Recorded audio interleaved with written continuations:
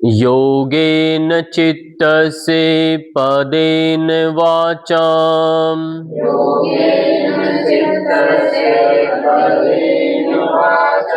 मलं शरीरस्य च वेद्यकेन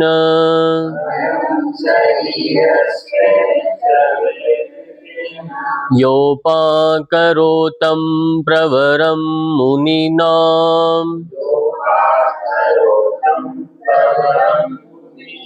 पतञ्जलि प्राञ्जलिरानतोऽस्मि।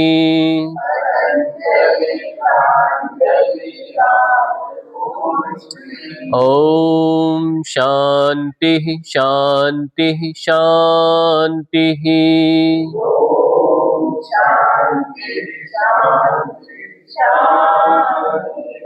विश्राम दे देंगे। सबसे पहले मुट्ठियां बंद करें और साथ साथ में से वार्म अप करना है धीरे धीरे।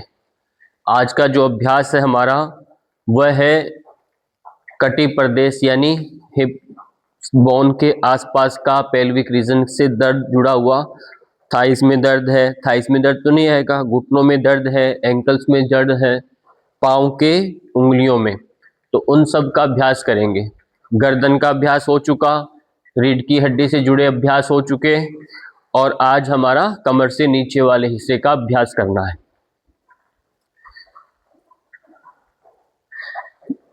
संधिवात रोग, अर्थराइटिस, ये सबसे बहुत गंभीर रोग होता है। इससे पूरा शरीर टूटने लगता है, रात को नींद नहीं आती। रात के 2 बजे यानी सुबह जागरण के टाइम में इसमें नींद आने लगती है। पूरी रात शाम के टाइम होते ही वात प्रकुपित हो जाता है, नींद आती नहीं है। तो आप यदि इस तरह से पाँव चला सकते हैं चलाना, नहीं तो पाँव को केवल ऐसे पंजों से मोड़ना है, क्योंकि पाँव के पंजों में सबसे पहले अर्थराइटिस आता है, हाथों की उंगलियों में सबसे पहले आता है। तो इनको विशेष ध्यान देना, इसलिए पाँव के पंजों को चल करके इस तरह से मोड़ना है, एड़ियां उठा करके, जिससे हमारे चलने की चाल जो है वो बैलेंस करने का काम कौन करता है? पाँव के पंजे। तो ये हमारे पाँव के पंजे एक्यूप्रेशर देते हैं, इनको बैलेंस देने का काम करते हैं। जब ये स्टिफ होंगे तो आप गिरने लग जाएंगे चलते चलते। और दूसरा, यहीं से एड़ियां उठाकर आप डाउन करना, अप किया डाउन किया। ये अभ्यास भी आपको दोहराना है, वार्म अप के लिए ये है। ऊपर गए नीचे आए, श्वास प्रश्वास सामान्य रखनी है। पूरा शरीर एक दूसरे अंगों से जुड़ करके पूरा शरीर बनता है, इसलिए यदि पाँव में दर्द आ गया तो आप घूम फिर नहीं सकते। भले आपका ऊपर हाथ पैर गर्दन सब ठीक है, फिर भी पाँव में दर्द है तो आप चल नहीं सकते, है ना, घर पर रहना पड़ेगा। इसलिए सभी अंगों का सर्वांगीण विकास हो, इसलिए हम योग करते हैं। योग हमारा समग्र स्वास्थ्य देता है। अब यहीं से विश्राम दे देंगे। सर्वप्रथम गर्दन का अभ्यास करेंगे। श्वास के साथ गर्दन को धीरे धीरे ऊपर लेकर जाएं, श्वास छोड़ते हुए गर्दन धीरे धीरे आगे की लेके आए। इस अभ्यास को आपको नियमित करना है, इसको छोड़ना नहीं है। भले चाहे गर्दन के अभ्यास हो, चाहे रीढ़ की हड्डी का हो, चाहे घुटनों के अभ्यास हो, उन सब में यह अभ्यास तो जरूर करना है। श्वास छोड़ते हुए आना, श्वास भरते हुए जाना। 3 से 5 बार इस क्रम को दोहराएंगे। फिर बदल कर दाईं ओर गर्दन को घुमाएंगे, श्वास भरते हुए, श्वास छोड़ते हुए बीच में आना, फिर दूसरी ओर गर्दन को लेकर जाएंगे। इस प्रकार से 3-3 बार ये क्रम को दोहराएंगे। झटका नहीं देना, श्वास सामान्य रखना है। धीरे धीरे। आज आपको क्या खाना चाहिए क्या नहीं खाना चाहिए इसके बारे में भी बताएंगे। अब बदल करके दाएं गर्दन को साइड में नीचे लेकर जाएं, श्वास भरते हुए गर्दन सीधा, श्वास छोड़ते हुए साइड में। इस प्रकार से 3 से 5 बार अभ्यास करें। पूरा ध्यान गर्दन पर बनाकर रखें। शरीर, मन और आपकी बुद्धि की एक रूपता का नाम ही योग होता है। मन में कुछ चल रहा है, शरीर कुछ कर रहा है, बुद्धि कुछ विचार कर रही है तो ऐसे नहीं चलेगा। तो अब गर्दन धीरे धीरे घुमाना है तो उसका प्रभाव कम हो जाता है यदि आप ऐसे सोचते हैं, विचार करते हैं तो पूरा एकाग्रता, पूरी एकाग्रता जो है, पूरा ध्यान अपने आप पर बना के रखें। श्वास प्रश्वास का तरीका आपको मैंने बताया है कैसे करना है। इस तरह से आंखें खोल के रखना, यदि चक्कर आए तो गर्दन या बैठ करके अभ्यास करेंगे, गर्दन का विश्राम दे देंगे। यहीं से मुट्ठियां बंद करेंगे, मुट्ठियां बंद करके कल जो किया था हमने अभ्यास श्वास के साथ ऊपर नीचे, इसको 5 बार ऐसे दोहरा लें। इसको आप 10 से 15 बार करना होता है, आपको रिवाइज करवाया भी। फिर बदल के श्वास के साथ आगे से हाथ को एक एक करके घुमाएं, जो हमने सबसे पहले कंधों के अभ्यास के दौरान किया था। पूरा श्वास भरते हुए हाथ गोल गोल प्रॉपरली घुमाना है। हाथ को पीछे से आगे नहीं लेकर आना, दूसरे हाथ से करें, धीरे धीरे धीरे। कोशिश रहे आपके कंधे सीधे रहें और हाथ को गोल गोल घुमाना है। अब आपको देखना है कि कोहनी कब मुड़ रही है, कहीं हाथ ऐसे करके सीधा तो इधर से तो नहीं आ रहा, हाथ पीछे पूरा गोल जा रहा है क्या, ये हमारा प्रयास बना रहे। विश्राम दे देंगे। अब यहीं से एक हाथ साइड से ऊपर लेकर जाओ, श्वास भर के हुए हथेली बाहर की तरफ रहेगी। गर्दन सीधी रखो, कंधे सीधे रखिए, श्वास छोड़ते हुए धीरे धीरे हाथ नीचे, बदल के श्वास भरते हुए हाथ ऊपर, श्वास छोड़ते हुए हाथ नीचे।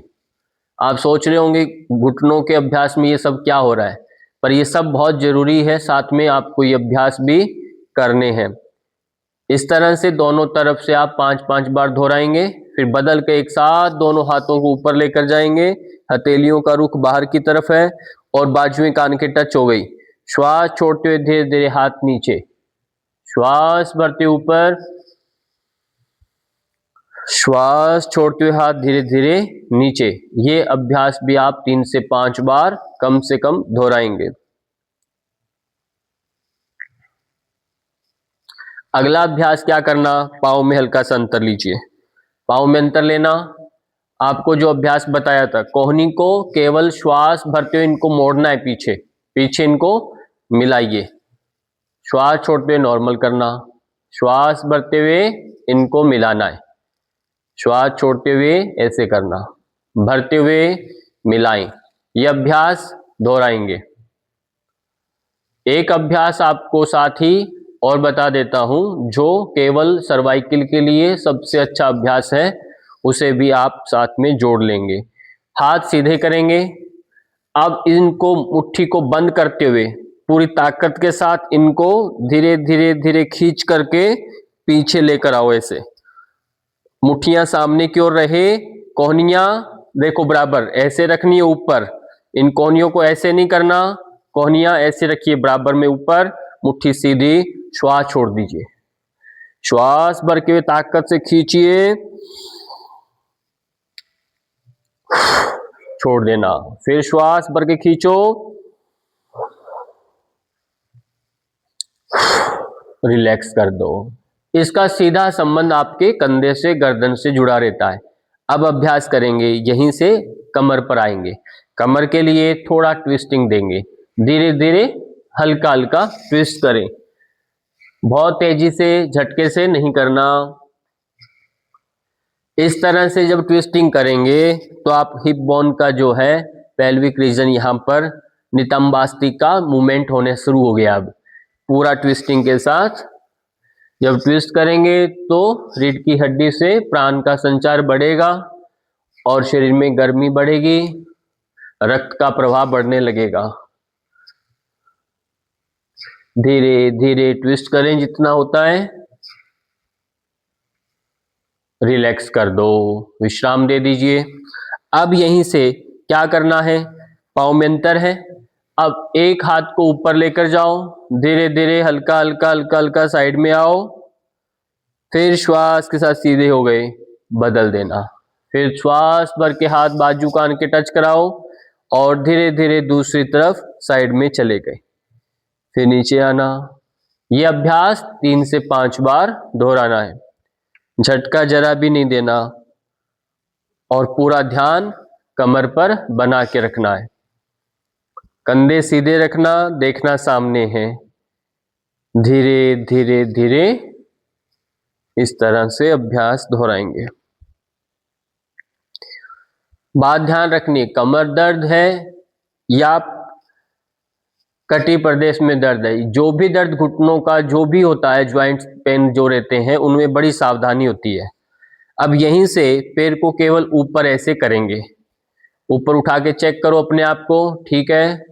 वापिस घुटने में ज्यादा दर्द होगा तो आप ऐसे बैलेंस नहीं कर सकते, इसलिए रोकना नहीं है, उठाया थोड़ा रख दीजिए। ज्यादा बैलेंस नहीं बने तो सहारा लेना है, इस तरह से दीवार का सहारा लेकर के इस तरह से पैर को उठाएंगे, धीरे धीरे रखेंगे। यह अभ्यास आप करेंगे। जब घुटनों में दर्द होता है तो वो व्यक्ति जानता है कि क्या स्थिति होती है, तो वो सब ये जो अभ्यास करते हैं उतना अभ्यास करना ही उसके लिए बड़ी बात होती है। उछल कूद नहीं करना, केवल इतना मूवमेंट करना है जिससे आपके घुटनों की मूवमेंट हो रही है ये, ठीक। अब थोड़ा बदलना है, बैलेंस बनता है तो ये हमारी हिप्स की एक्सरसाइज हो रही है। इसको धीरे धीरे इसको ऐसे चलाओ, धीरे धीरे इसको चलाइए, ऐसे सहारा लेके दीवार के खड़े होना है या कुर्सी पास में रखना है, कुर्सी को पकड़ के खड़े होना है। इस तरह से दोनों पैरों को आप चलाएंगे पीछे और आगे। यह आपका पूरा अभ्यास हिप्स के लिए हो रहा है। विश्राम दे देंगे। अब यहीं से थोड़ा थोड़ा खड़े खड़ी कर सकते हैं तो इसको दूर करो। 1 2 3 4 5 6 7 8 9 10। अब यहीं से अभ्यास खड़े खड़े यहीं से क्या करना है, हल्का सा थोड़ा बैठना, हल्का सा ऊपर। पूरा आपने जिनके घुटने दर्द पूरा बैठक नहीं लगाना, इस बात का ध्यान रखना है। केवल इतना गए, सीधा ऊपर आगे थोड़ा थोड़ा जाना है।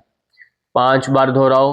1 2 3 4 5। रिलैक्स कर दो। अब क्या करना, यहीं से एड़ियों पर आना, फिर एड़ियों से पीछे पंजे उठाना, इस तरह से आगे पीछे बैलेंस के साथ आप करेंगे।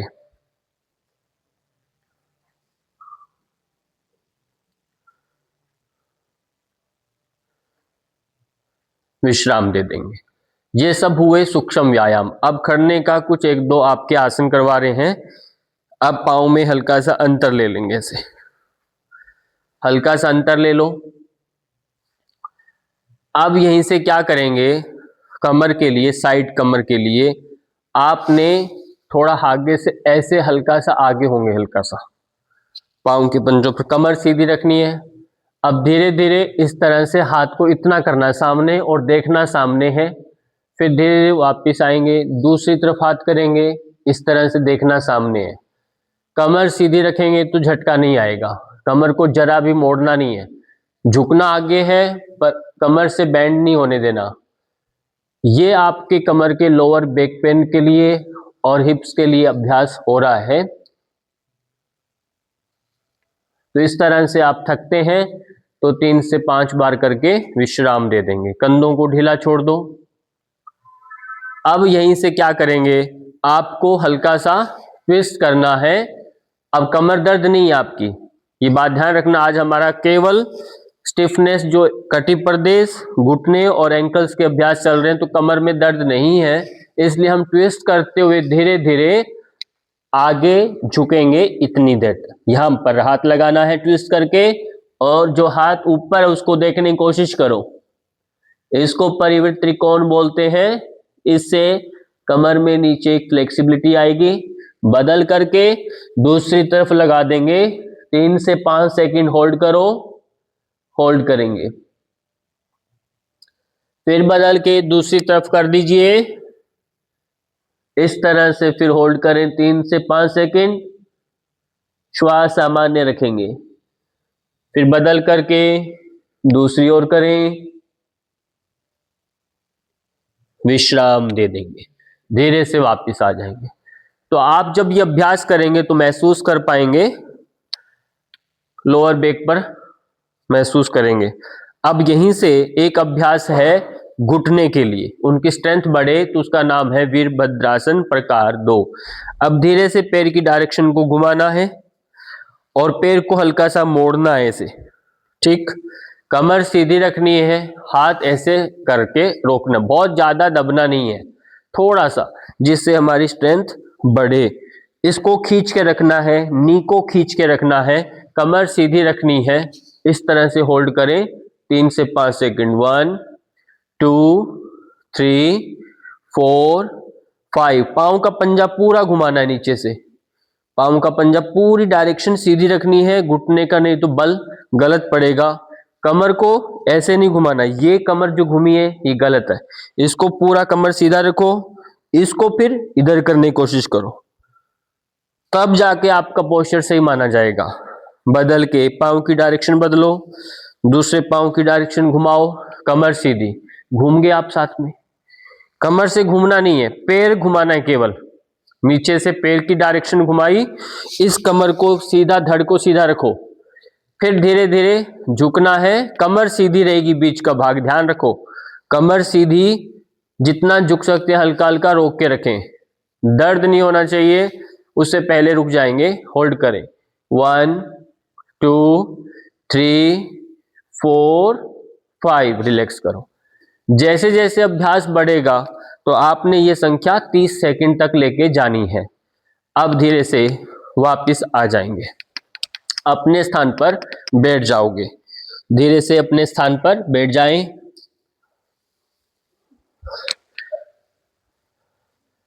यहां पर आसपास में देखना कुर्सी होगी, कुर्सी एक लेकर आओ। अब जब बैठ जाएंगे तो ऐसे बैठने में आपको कठिनाई होगी, क्योंकि घुटनों में दर्द है। जब घुटनों में दर्द है तो आप ऐसे नहीं बैठ सकते, तो क्या करेंगे, आप पाँव को फैला देंगे, पाँव को फैला करके ऐसे बैठेंगे। नीचे बैठने में कठिनाई होगी, जैसे मैं भी नीचे बैठा हूं, नीचे नहीं बैठेंगे, आप तख्त के ऊपर बैठेंगे, वहीं से बैठकर पाँव को फैलाएंगे, जिससे आपके घुटने कम मुड़े, और इनको मोड़ना शुरू करना है।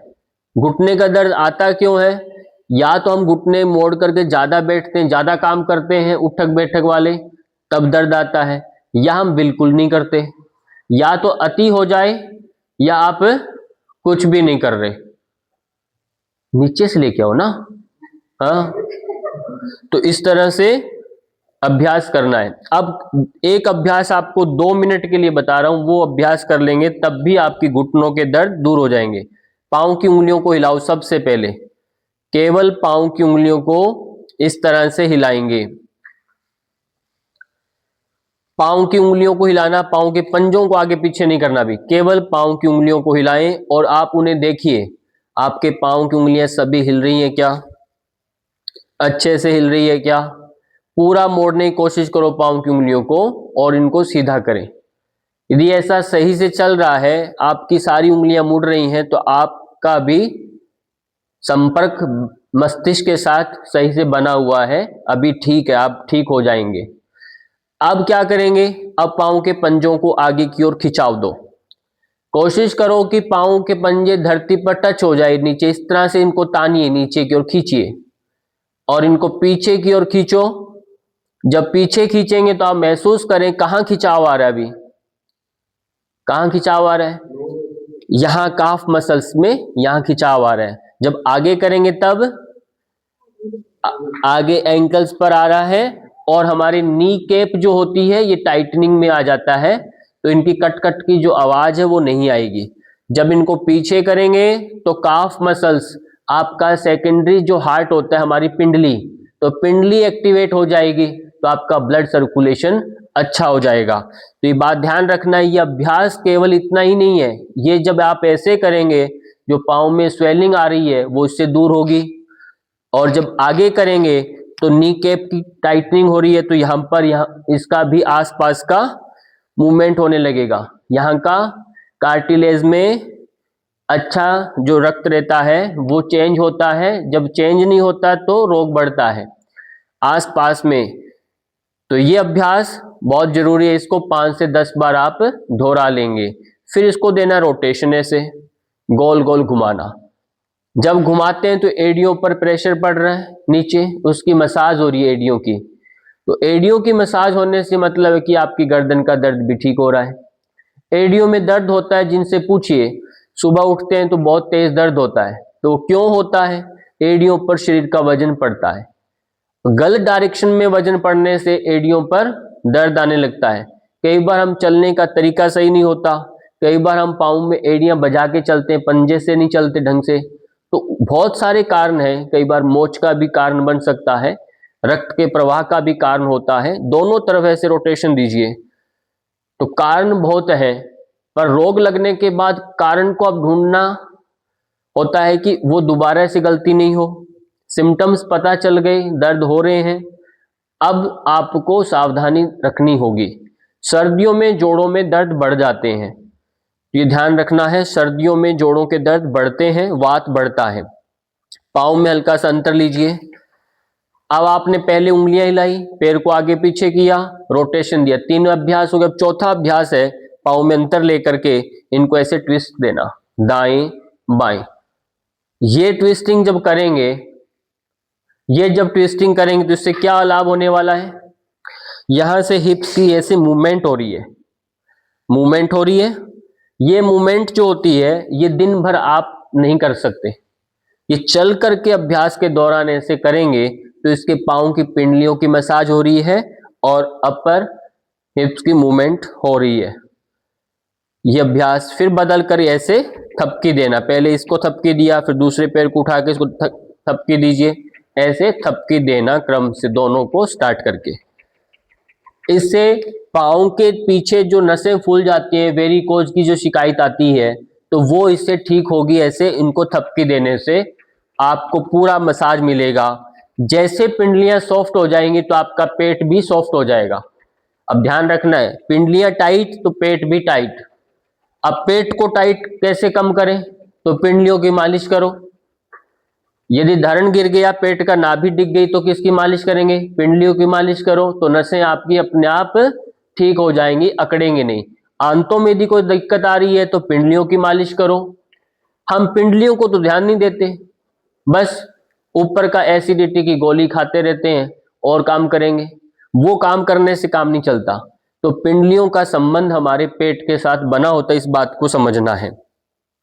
अब यहीं से ये 5 अभ्यास आपको रूटीन से करने हैं। इसके बाद आपको दाएं ऐसे टच करना है, इधर करना, इधर टच करना, ऐसे दाएं ऐसे बाएं, धीरे धीरे आराम से ऐसे टच करेंगे जिससे कमर में ज्यादा झटका नहीं आए। हाथों को नीचे धरती पर हथेलियां लगा दें, ऐसे नीचे लग सकती हैं तो नीचे हथेलियां टच कर दें। इस तरह से आप हथेलियों को स्पर्श कराएंगे। अब क्या करेंगे, थोड़ा सा आप दूर, थोड़ा दूर हाथ को ऐसे रखेंगे और ऐसे थोड़ा नीचे जाएंगे, क्योंकि कंधे तो आपके ठीक है, तो नीचे जाइए, ऐसे नीचे धक्का लगाएं और धक्का लगा के पुश करके नीचे से आइए। इससे लोअर बैक में ट्विस्ट मिलेगा, साइटिका दर्द इससे ठीक होने लगेगा। ऐसे ट्विस्ट करने से साइटिका का दर्द ठीक होता है। अभी जितने अभ्यास बताए, साइटिका नर्व इससे एक्टिवेट हो जाती है। लोअर बैक के अंदर कहीं ना कहीं आपकी रीढ़ की हड्डी डैमेज हो रही है, दब रही है, नसें दब रही, जैसे हम कहते हैं हड्डी का खिसकना हो रहा है, वो सब ठीक होगा। धीरे धीरे पर अभ्यास करना है, रिलैक्स कर दो। अब हाथ को ऐसे रखिए, आपका हाथ ठीक है, कमर ठीक है। अब थोड़ा सा श्वास भर के कमर को ऐसे बीच में से लिफ्ट करो और छोड़ दो। थोड़ा सा लिफ्ट करेंगे, छोड़ देंगे। पूर्वोत्तान पूरा नहीं करना, थोड़ा करना, ऐसे लिफ्ट करें, रख दें नीचे। तो इस तरह से अब आप होल्ड करेंगे, 1 2 3, रिलैक्स कर दो।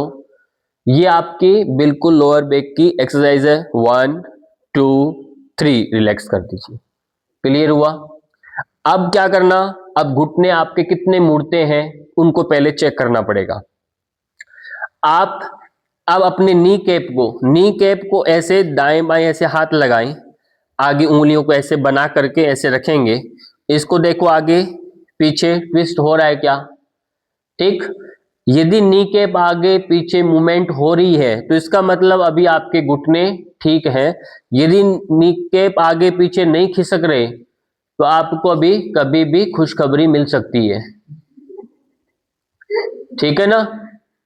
अब इसको दाएं बाएं करिए।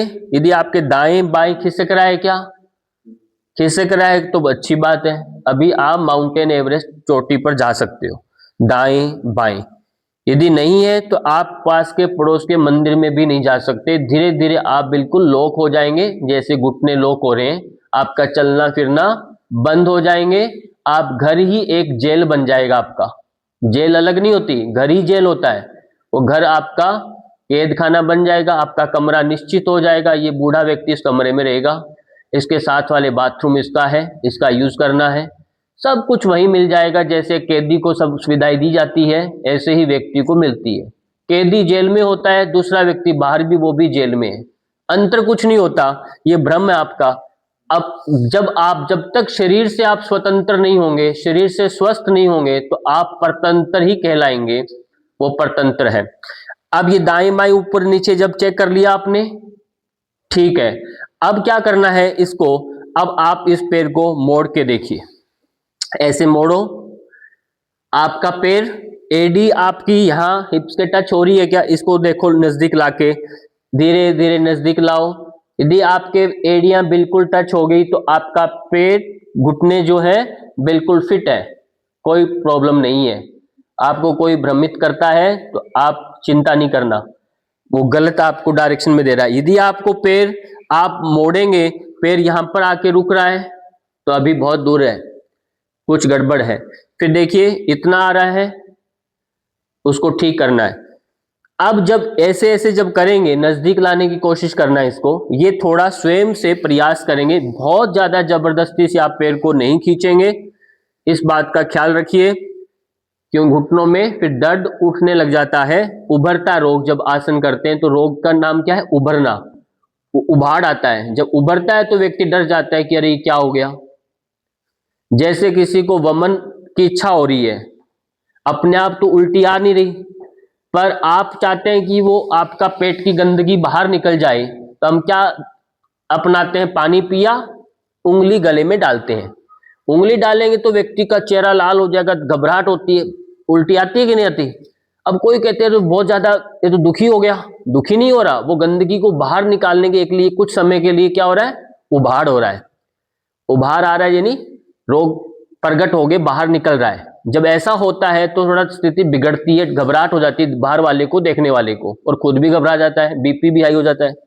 पर आपको चिंता नहीं करना। यदि रोग बढ़ता है, ऐसे उभरता है, तो उसके लिए आप मालिश करिए, वो आपको बता देंगे।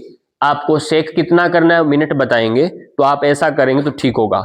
दूसरा, इन पैरों को एक पैर जितना मुड़ता है मोड़िए, ऐसे रखेंगे, इनको आप ऐसे हाथों से ऐसे मालिश करेंगे, ठीक है, दोनों तरफ ऐसे, जिससे आपका ये बीच का नी कैप जो होता है, पटेला जो है आपका, इस पटेले को आपको अलग रखना है। ये सब गोलमोल के साथ जुड़ ना जाए, पटेला गायब ना हो जाना चाहिए। इसको ऐसे मालिश करेंगे तो हाथ में गर्मी होती है, उष्णता होती है, वो गर्मी क्या करेगी? ये यहाँ की चर्बी को गायब कर देगा, अपना रास्ता बना लेगा। ये आपको करना है दिन में बैठे बैठे, और कुछ काम नहीं करना। ऐसा नहीं कि सब मोबाइल ही देखते रहना है, ये काम नहीं करेंगे तो मोबाइल भी काम नहीं करेगा। आप देखिए फिर सारी सेल्फी आपकी बैठे बैठे ही होगी, खड़े होके सेल्फी नहीं मिलेगा, सोच लेना है। हाँ, अभी फिर कोई कहेगा कि ये तो माताजी कभी खड़े दिखते ही नहीं है, तो ऐसा होगा ही नहीं। तो आप इस तरह से मालिश करेंगे, मैंने अभी बता दिया आपको तरीका। अब क्या करना है, ये सब करने के बाद आपका पिंडली, घुटने, टखने सब हो गया। मान लीजिए कोई बैठ नहीं सकता, तो उसके लिए कुछ अभ्यास है, मैं आपको कुर्सी पर बताता हूं।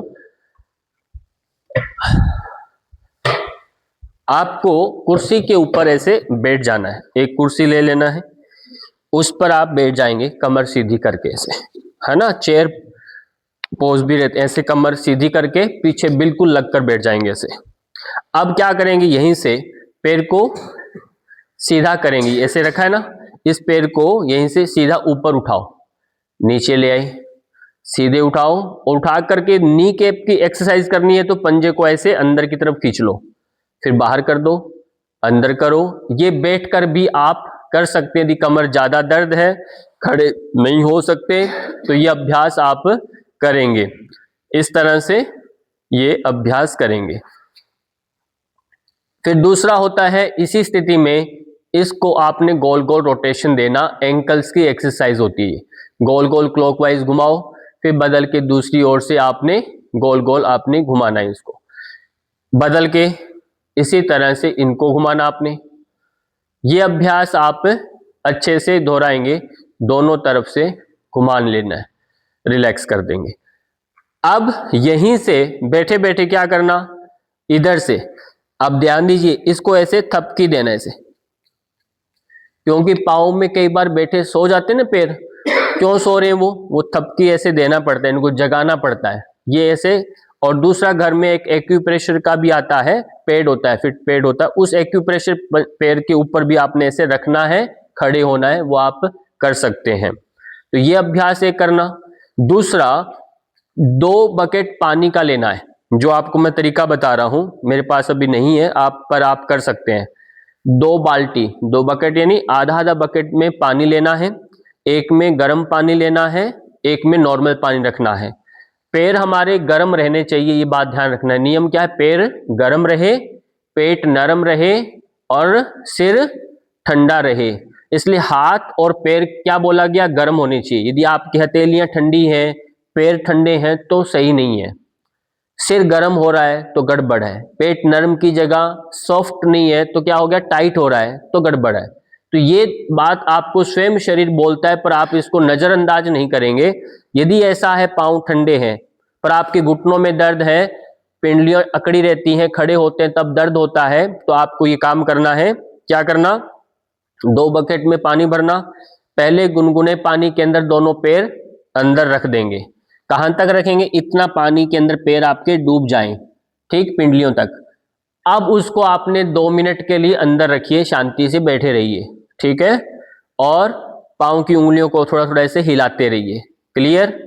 अब वहां से फिर इनको निकालेंगे नॉर्मल वाले पानी, ठंडे वाले पानी में, नॉर्मल मतलब नॉर्मल, न ठंडा न गर्म, उसमें आप दोनों पैर उसमें रख देंगे, उसमें भी 2 मिनट रखिए।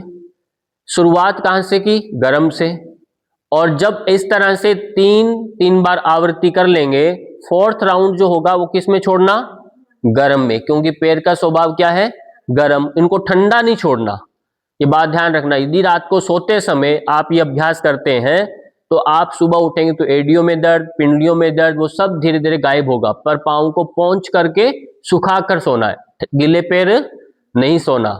दूसरा एक नियम आपको अपनाना है, कमर दर्द वालों को अक्सर पेट का पाचन बिगड़ता है। अब पाचन बिगड़ गया तो वो क्या नियम अपनाएंगे कि खाने से पहले पाँव के पैरों को धोएंगे, पैरों को धोकर ही भोजन करने बैठेंगे, ये नियम बनाए, और पैरों को पोंछ के नहीं बैठना।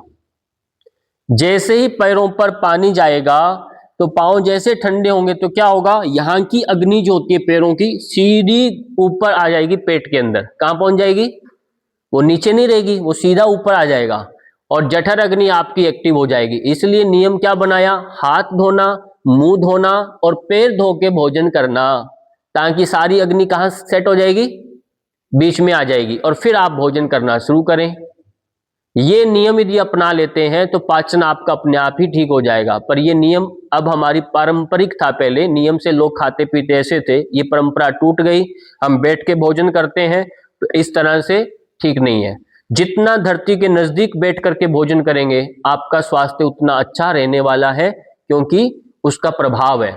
कारण खड़े होके भोजन नहीं करना, जिनका भी कमर में दर्द, कुछ भी दर्द है, वो खड़े होके भोजन नहीं करेंगे, वो बैठ के भोजन करें या नीचे बैठ के भोजन करें, सबसे अच्छा है। जितना देर आप बचेंगे, जितना देर आप घुटने से मोड़ने से बचेंगे, आपका उतना ही दर्द होगा। आपको हम बता देते हैं, जब आप छोटे बच्चे को देखिए, जैसे कहते हैं कि हम शौचालय के लिए यूज करते हैं इस तरह का ऊपर सीटिंग में चेयर, जिस तरह से आपका सीट रहता है जिस पर आप बैठते हैं, हम कहते हैं वेस्टर्न, ये हमारी सीट है। वो वेस्टर्न सीट नहीं है, एक्चुअल में वो हमारे देश की पारंपरिक की सीट रही है। मैं आपको कैसे भी समझाता हूं। और जैसे छोटा बच्चा जन्म लेता है तो वो क्या घुटने के बल बैठ सकता है क्या? उसको ऐसे जन्म ले लिया, 2 4 5 महीने का है, अब वो पोटी तो करेगा ही। अब उसको आप ऐसे बिठा दो, बैठ जाएगा क्या? नहीं बैठ सकता। तो अब उसको क्या करेंगे? हाँ, तब उसको माँ क्या करेगी? ऐसे बैठेगी, उसको पाँव को ऐसे कर लेगी, ऐसे करता है ना, तो ये क्या बन गया आपका? सीट बन गया। तो उसको यहां पर उसके हिप्स को रखेगी और उसको पकड़ के ऐसे बिठा लेगी। तो ये क्या है? आपकी वेस्टर्न सीट हो गई कि नहीं? अब क्यों आवश्यकता पड़ी इसकी? क्योंकि घुटने उसके बच्चे के भी कमजोर हैं, इसलिए उसका आवश्यकता बनी। अब जब बच्चा ठीक हो जाएगा तो वो कैसे बैठेगा? अपने पैरों पर बैठेगा।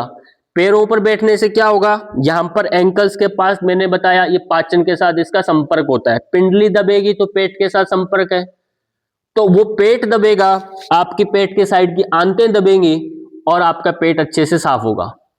दूसरा, यहां तक जो भी बच्चे गुरुकुलों में पढ़ते हैं या और भी है, उनके लिए यहां तक बताया गया, जब आप शौच करते हैं तो शौच के लिए अपने हाथों की मुट्ठियां बंद करो, और बैठना है तो अपने पिंडलियों के बीच में ऐसी मुट्ठियां लगा के इस तरह से बैठिए। यदि किनको कॉन्स्टिपेशन है तो इस तरह से बैठे। अब ऐसा करने से आपका पेट और जल्दी साफ होगा। समझ में आ रही है? आपको ये बैठने का तरीका पता रहे। और जब बैठ के आप जब शौचालय में बैठे हैं, आपको मुंह से बात नहीं करना, मुंह को बंद रखना पड़ता है, दांत बंद रखने पड़ते हैं, नहीं तो आपके दांत, मुंह, बहुत कुछ रोग बढ़ते हैं, ये सूक्ष्मता से रोग बढ़ते हैं। तो इस बात का भी ख्याल करें। जब बच्चा धीरे धीरे बड़ा हो गया, घुटने के बल बैठ रहा है, अब मान लो किसी को अचानक सर्जरी हो गया या बुढ़ापा आ गया, बड़ी उम्र होगी, अब घुटनों में दर्द है, अब वो बैठ नहीं सकता, फिर उसके लिए ऑप्शन दे दिया, क्योंकि छोटा है, माँ थोड़ी बिठाएगी, माँ तो चली गई, अब वो ऊपर कुर्सी पर बैठेगा, उसके ऊपर बैठकर ऐसा सोच करता है। यदि हम जवान हैं, घुटने आपके ठीक हैं, यदि फिर भी आप ये निमंत्रण दे रहे हैं कि मैं ऐसे बैठ के शौच करता हूं और कुछ अखबार पढ़ता हूं, मोबाइल देखता हूं, तो आप सोच लीजिए सही नहीं कर रहे। इसको विपरीत आहार के साथ विपरीत आचरण बोलते हैं, आपका तरीका सही नहीं है। क्लियर हो गया? तो ये आपको स्थिति थोड़ा ठीक करनी है। घुटनों से दर्द से जिनको अभी मान लो घर में किसी को दर्द है, बच्चे देख रहे हैं दादाजी के दर्द है, माताजी के दर्द है, पर चिंता नहीं, आपको भी आएगा यदि वो उस तरीके को फॉलो नहीं करेगा तो। आएगा कि नहीं? इसका एक दूसरा आपको ये बताना है, जिसका कंधे में दर्द था तो वो बैठा बैठा क्या करेगा, इसी तरह, ज्यादा बड़ा चेयर नहीं होना चाहिए, केवल कमर के यहां तक बीच तक आए, उस चेयर पर ऐसे बैठना है और इसको हाथों को ऐसे करके पीछे ऐसे लमका देना है, गर्दन को पीछे ऐसे कर देना है। इतने करने मात्र से आपके कंधे का दर्द ठीक होता है, सर्वाइकल ठीक होता है। कुछ भी नहीं है, ऐसे बैठो, गर्दन को पीछे ऐसे लमका दो, गर्दन को पीछे लमका दीजिए, इससे काफी आराम आपको गर्दन को मिल जाएगा, सर्वाइकल वालों को। पर गर्दन आगे नहीं करना। अब ये घुटने के लिए हुआ, और ये सब यदि सर गर्म पानी में जो आपने बताया उसमें 10 मिनट मतलब 2 मिनट रखना है, उसमें गर्म में फिर ठंडे में नॉर्मल में डालना है, तो सर ज्यादा देर नहीं रख सकते उसको, जैसे बार बार बदलना ही पड़ता है? बदलना जरूरी है। इससे क्या होता है कि आकुंचन प्रसारण की क्रिया होती है एक, जब हम ठंडे में डालते हैं तो सिकुड़ता है शरीर, सर्कुलेशन है ना, फिर गर्म में डालेंगे तो आपका प्रसारण होता है, ऐसे फैलाव होगा, वो होना जरूरी, इससे ही वो ब्लड सर्कुलेशन में तेजी आती है। इसलिए गर्म ठंडे का सेक बहुत वैज्ञानिक है ये, इसलिए बताया, हाँ करना जरूरी है। अब दूसरा, आपको इस पैर को ऐसे पकड़ लेंगे, ऐसे पीछे नीचे हाथ लगा के, ऐसे बैठ के भी कर सकते हैं, पकड़ के, फिर इसको ऐसे सीधा करें, ऐसे करें, सीधा करें, ऐसे करें। यह अभ्यास आप दोहरा सकते हैं। इसको गोल गोल ऐसे घुमा भी सकते हैं, घुमाई चाहे नहीं तो केवल इतना ही करें। अभी ये प्रारंभिक आपको करना है, केवल इतना, इससे घुटने की स्ट्रेंथ बढ़ेगी। तकिया लगाकर भी हम जैसे बैठकर किया, तकिया को दबाना होता है, वो भी कर सकते हैं। पर स्टार्टिंग में अब दूसरा, ऐसे बैठ करके दिन में आपके हाथ खाली नहीं रहने चाहिए। यदि घुटनों में दर्द है तो इनको गोल गोल ऐसे घुमाते रहना है, ठीक है। और दूसरा, थोड़ा झुक करके, जैसे भी हम कुछ भी सामान नीचे से उठाते हैं, मान लीजिए मैं ये अब रुमाल है, ये रुमाल मेरा नीचे रखा है, इसको मैं उठाना है, तो मैं कैसे उठाऊंगा? ऐसे उठाना नहीं है, ऐसे नहीं उठाना है। इसको कोशिश करो सीधा सीधा आप इनको मोड़ो, मोड़ करके आप उठाएंगे, मुड़ना नहीं है। आप इनको मोड़ सकते हैं, इनको मोड़ के उठाओ, ये नियम बनाओ। ज्यादा यहां से कम झुके, हम इनको मोड़ करके नीचे जाएं और अपने को नजदीक लेके जाएं, इसको मोड़ने की आदत में लेकर आओ, फिर उठाओ। जब घुटने का यूज नहीं होगा तो हमारा शरीर गड़बड़ होगा। हम यूज नहीं कर रहे, हम हर काम को ऐसे उठाते हैं, गर्दन का यूज नहीं करते। किसी ने कहा इधर देखो भाई साहब, हाँ गर्दन घुमा ही नहीं रही पूरा, गर्दन जो घूम रही है तो आप ऐसे घुमाइए इसको। आंख की पुतली को नहीं घुमा रहे, थोड़ा सा घुमाते हैं, ऐसे वैसे नहीं करते, तो इससे आपका गर्दन भगवान ने घुमा के दिया था, पर आप उसका यूज नहीं करेंगे तो गर्दन बीच में जाम हो गया। अब दोष किसका है? आपका। आपको तो सही बना के भेजा था। तो ये सब बातें आपको ध्यान रखनी है और इस तरह से आपका ये दर्द ठीक हो जाएगा। अब इसके लिए कुछ विशेष प्राणायाम जो होते हैं वो सभी पहले जैसे हमने किए थे वही होते हैं। आपको अनुलोम विलोम प्राणायाम करना है, कपालभाति इत्यादि सब नहीं करना है। इसमें यदि घुटने दर्द है, केवल एंकल्स दर्द है, तो आप कपालभाति स्लो स्पीड में धीरे धीरे कर सकते हैं।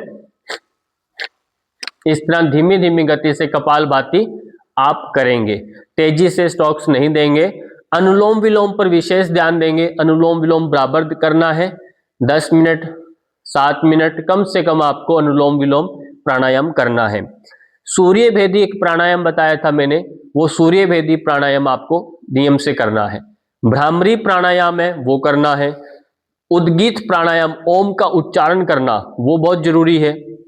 घुटनों के दर्द जो होते हैं वो एक वातावरण के अकॉर्डिंग भी होते हैं, देश काल परिस्थिति के अनुकूल भी होते हैं, कुछ ये मानसिक तनाव की वजह से होते हैं, क्योंकि इसके पीछे कारण आपका उदर होता है। तनाव करेंगे तो पेट का पाचन बिगड़ेगा, पाचन बिगड़ेगा तो शरीर में अपान वायु विकृत होगी और जोड़ों में दर्द आ जाएगा। कुछ हमारा बहुत ज्यादा कोई दवाई खा रहे हैं तो उसकी वजह से ये रोग लग जाते हैं, यूरिक एसिड बढ़ने लगता है, जोड़ों में दर्द आता है। किसी को शुगर हो गया तब भी स्वेलिंग आने लग जाती है। किसी को बहुत ज्यादा खड़ने का काम है, कोई फौजी है, पुलिस में है, कहीं गार्ड का ड्यूटी कर रहा है, तो ऐसी स्थिति में उनके अक्सर 70% उनके कमर में घुटने में दर्द आ जाता है। तो वो सब बचेंगे। कैसे बचना है? तो उनकी मालिश होती है, पूर्ण रेस्ट करना पड़ता है। तो ये बात ध्यान रखनी है। ये सभी यदि आप पालन करते हैं तो आप जल्दी स्वस्थ हो जाएंगे। और ताल योग का अभ्यास आप करेंगे, क्लैपिंग करेंगे, ओम के साथ करेंगे, 300 बार ताल करना है, तो उससे आप ठीक होंगे, पूरा ब्लड सर्कुलेशन अच्छा होगा। अब कुछ आपको खान पान के बारे में थोड़ा बता देता हूं। खान पान कैसा करें? इसमें यदि पूरे शरीर में यदि वात बढ़ गया है, सब में कहीं भी दर्द आ गया, तो हम क्या खाएं? क्या खा सकते हैं बताओ? क्या खाएं? किसी को ध्यान है? शरीर में दर्द यदि आता है, दर्द का मूल कारण पकड़ में आ गया। मूल कारण है तनाव, ठीक है, भाग दौड़, रेस्ट नहीं है। जब रेस्ट नहीं है तो क्या होगा? शरीर के अंदर गर्मी बढ़ेगी, गर्मी बढ़ेगी तो शरीर में एसिड बढ़ेगा, शरीर के अंदर वात बढ़ेगा। उसको शांत करने के लिए क्या चाहिए? जल चाहिए, कफ चाहिए। कफ कब आएगा? जब आप रुकेंगे तब आएगा। कब उसकी वृद्धि होती है? नहीं, व्यायाम थोड़ा कम करना पड़ता है, तब आपका कफ बॉडी में बढ़ने लगेगा। यदि वो नहीं बढ़ रहा तो आपके वो दूसरे वात के रोग बढ़ जाएंगे। इसलिए आपका रक्त का प्रवाह जो होता है वो कमजोर पड़ने लग जाता है, ठीक। इसलिए जोड़ों में इधर उधर हमारा बैड कोलेस्ट्रॉल होता है, वो जमा होने लगता है और धीरे धीरे शरीर सब जगह दर्द करने लगता है। तो उसका सबसे सर्वोत्तम उपाय क्या है? मालिश, नहाने से पहले ड्राई मसाज करना, सूखी मालिश करना, ऐसे रगड़ना शरीर को, ये नियम से करना है। ऐसे ऐसे थपकी देना है, इधर इधर थपकी देना है, पूरे शरीर को ऐसे थपकी देना है ताकि जग जाए। ये समझ में आया? पूरे शरीर को थपकाना है, इसको थपकी बोलते हैं। और रगड़ना, सूखी मसाज करना, उंगलियों को ऐसे रगड़ना, इधर से रगड़ना, इधर से रगड़ना, पांव की उंगलियों को एक एक करके गोल गोल घुमाना, ये सब काम करने हैं। और वीक में 2 बार, 3 बार, 4 बार, जितना संभव हो, कम से कम 1 बार 2 बार तो आप बुधवार शनिवार के दिन शरीर पर क्या करना है, तिलों की तेल की मालिश या सरसों के तेल की मालिश करना है। यदि ऐसा करते हैं तो लाभ मिलेगा। मालिश कितना देर करें? जब तक मालिश करते हो साइड में यहाँ पर पसीना ना आ जाए साइड में, तब तक मालिश कर सकते हो। यदि पसीना साइड से काख से आने लग गया है तो मालिश को स्टॉप कर देना है, ये बात भी ध्यान रखनी है। पानी पी सकते हैं, थोड़ा पानी पी के आधा गिलास मालिश कर सकते हैं। और दूसरा, रेस्ट करना, नींद को ठीक करना है। नींद कम से कम, जिनको कमर में सब में दर्द है, 8 से 9 घंटे कम से कम सोना है। 5-6 घंटे से काम नहीं चलेगा। क्लियर हुआ? इतना सब काम करना। खाने पीने के अंदर मैदे से जुड़ी कोई चीजें नहीं खाएंगे, पैकेट का फूड कुछ भी नहीं खाएंगे, ब्रेड, समोसा, कचौरी, ये सब जितना भी पैकेट में आता है खट्टा मीठा कुछ भी, वो पैकेट वाला खाना ही नहीं है। घर से बना हुआ खाना खाएंगे, मोटा धान खाएंगे। ठीक, मोटा धान खाने से खून की मात्रा बढ़ जाएगी। मोटे धान के अंदर जो भी दलहन का कुछ भी है, छिलके युक्त खाना है, छिलके वाला ऐसा नहीं छिलका है ही नहीं। आप ऐसे मसूर की दाल खा रहे हैं, वो एसिड बढ़ाएगी, पर आपको कौन सी दाल खानी? मूंग की दाल खानी, छिलके वाली खानी। दाल खाने का शौक है तो साबुत चना को ही खाइए, छिलके युक्त होना चाहिए, भिगोकर खाइए। भिगो के खाते ही एसिड आपका नहीं बनेगा, भिगो के बिना खाएंगे तो एसिड बन जाएगा, ये अंतर होता है। इसलिए दालें खाना, कुछ भी खाते हैं, नमकीन खाते हैं, वो सब नहीं खाना। नमकीन को दूध के साथ नहीं खाना, दूध के साथ खाएंगे तो आपके शरीर में स्किन प्रॉब्लम आ जाएगी साथ साथ में, ये बहुत ध्यान रखना है। कई बार आप दूध पी रहे हैं, चाय पी रहे हैं, वहीं पर आप नमकीन ऑफर कर दिया किसी ने। कोई आजकल तिलों की पपड़ी ऑफर कर रहा है, रेवड़ियां खा रहे हैं, वहीं पर मूंगफली के गने खा रहे हैं, वो सब महामूर्खता है। वो सब नहीं खाया जाता। लिक्विड, जब आप दूध पी रहे हैं, दूध के प्रोडक्ट के साथ वो नहीं खाना। ये नहीं समझ से खाते हैं, अज्ञानता से, फिर समस्या का रोगी हो जाते हैं, फिर आता है समस्या। तो वो वहां पर क्या खाना है, आप सीधा रोटी का, आटे का कोई भी चीज वहां पर उसके साथ खा सकते हैं, लड्डू खा सकते हैं, पर ध्यान रखना आटा, वो सब मामला नहीं होना चाहिए। इसलिए मेल बेमेल भोजन का विशेष ध्यान रखना है। जैसे आपने राजमा खाया, साथ में आपने उसमें चावल मिला के, एक परंपरा है, अच्छा लगता है, वो दोनों वात बढ़ाते हैं शरीर में, वो नहीं खाना। रात को कड़ी नहीं खाना, शाम के 4 बजे के बाद खट्टा नहीं खाना, पहले खाना है। खीरा सुबह खाना है, दोपहर तक खा सकते हैं, रात्रि को नहीं खाना। मूली दिन में खाएंगे, मौसम के अनुसार, यदि सर्दी है तो मूली खाइए। सर्दियों में हमारा शरीर में वात बढ़ने लगता है, पानी की कमी आने लगती है सर्दी के कारण, क्योंकि शरीर में हीट बढ़ता है। हीट बढ़ेगा क्योंकि बाहर से सर्दी है, तो अंदर से हीट बढ़ेगा, तो हमारे शरीर में पानी की कमी आती है। पानी सर्दियों में हम कम पीते हैं। गर्मियों के अंदर भी एसी में बैठेंगे तो भी पानी आपका वो बॉडी से खींचता है, आप बॉडी में खुश्की आती है एसी में बैठने से। इसलिए पानी को मात्रा बराबर करेंगे। जिनको भी घुटनों में दर्द है, इससे आपका ब्लड सर्कुलेशन अच्छा हो जाएगा, क्योंकि शरीर के अंदर 70% क्या है, ब्लड है, रक्त रहता है, और पानी का बड़ा रोल होता है। पानी ज्यादा पिएंगे उसको हार्ट की प्रॉब्लम नहीं आती, ब्रेन हेमरेज हो ही नहीं सकता, माइग्रेन आएगा ही नहीं, कॉन्स्टिपेशन नहीं होगा। यानी सारे समस्याओं का मूल कारण है पानी की कमी। तो पानी की कमी को ठीक करने के लिए हम क्या कर रहे थे, मालिश कर रहे थे, ताकि ब्लड सर्कुलेशन अच्छा हो जाए। बच्चे पैदा होते ही मालिशें होनी शुरू हो जाती है कि नहीं, बराबर लिक्विड पर काम चलता है, लिक्विड से ब्लड सर्कुलेशन, उसकी हार्ट पंपिंग वगैरह सब अच्छी रहे। तो विशेष इन सब बातों का ध्यान देना है। तला भुना सब मैंने मना किया, वो नहीं खाना। मोटा अनाज खाना है, हरी सब्जियां आपको खाएंगे, और जो वात बढ़ाए, मूंगफली वगैरह ज्यादा ये सब नहीं खाना। तिलों का तेल है, सूरजमुखी का, सनफ्लावर का तेल है, उसको यूज करिए, वो खाइए, मालिश करिए। तो ये सब इनको ध्यान रखिए। कुछ क्रियाएं होती हैं, जलनेती होती है, वो सब क्रियाएं योगिक में आती हैं, तो उनका यदि अभ्यास करते हैं तो और जल्दी आपका स्वास्थ्य अच्छा होता है। सिर की मालिश करने से अच्छी नींद आती है, पाँव के तलवों की मालिश करने से नींद आती है जिनको नींद नहीं आ रही। तो कई इस तरह से उपाय हैं, इनको आप समाहित करके अपने को स्वस्थ बना सकते हैं। छोटे समय में, कम समय में हम आपको इतना ही बता पाएंगे। और दूध दही एक साथ नहीं खाना है, भले से दूध से दही बने, पर दोनों का प्रकृति बदल जाता है जब उनको उस फॉर्म में जाते हैं। तो दूध से आप घी सुरक्षित होता है, घी खाइए, दूध से भी अच्छा लाभ करता है। दूध फिर जब दही बनता है तो दही दूध से भी ज्यादा काम कर रहा है, ठीक है। जहां जिसकी म्याद बढ़ती है तो वो ज्यादा सुरक्षित होता है, इसलिए मावा खाते हैं। मावा, बिना मावे के लड्डू खाइए और ज्यादा सुरक्षित रहेंगे, क्योंकि मावा का स्वभाव आपको वात बढ़ाने का है, ठीक है। इसलिए आपको दूध का प्रोडक्ट, जिनको भी दर्द रहता है घुटने कमर के, वो दूध का प्रोडक्ट नहीं यूज करेंगे। बहुत करते हैं तो बहुत कम मात्रा में, बहुत हल्का फुल्का आप करेंगे, नहीं करना, जितना संभव है तो न करें, क्योंकि दूध पीने की उम्र आपकी चली गई। खूब दूध पी लिया, अब छोड़ दीजिए, दूध से कुछ होने वाला अलग से नहीं है। बहुत कुछ है ऐसा जो आपको आयरन देगा। धूप में बैठिए, मालिश करिए, इससे पर्याप्त लाभ मिलेगा। सूक्ष्म व्यायाम करने से आपका कैल्शियम 80% बढ़ जाएगा, खाली दूध पीने से नहीं बढ़ता, ये आपको भ्रम थोड़ा हटा दीजिएगा। तो ऐसा करेंगे तो आप जल्दी स्वस्थ हो जाएंगे, क्योंकि उसमें लाभ कम होता है, नुकसान हमारा ज्यादा होता है। तो और बहुत सारी बातें हैं ऐसे तो इनको आप इतना करिए। और प्रॉपरली खुश रहने का अवसर चूके ना, खुशी अपने को ज्यादा ज्यादा जाहिर करिए, प्रसन्न रहिए, क्योंकि जीवन छोटा है, इसलिए किसी से लड़ाई झगड़ा नहीं करना, उससे बचें। जो लड़ने वाले हैं उसको नमस्कार करिए, केवल दांत न दिखा के मुस्कुराते रहिए। बस इतना यदि आप काम करेंगे तब भी आप जीत में रहेंगे। उलझना नहीं है, क्योंकि जीवन वैसे उलझनों से भरा हुआ है, चलकर उलझने पैदा नहीं करना, उससे कैसे बचें ये बुद्धि बना के रखेंगे तो आप जल्दी स्वस्थ हो जाएंगे।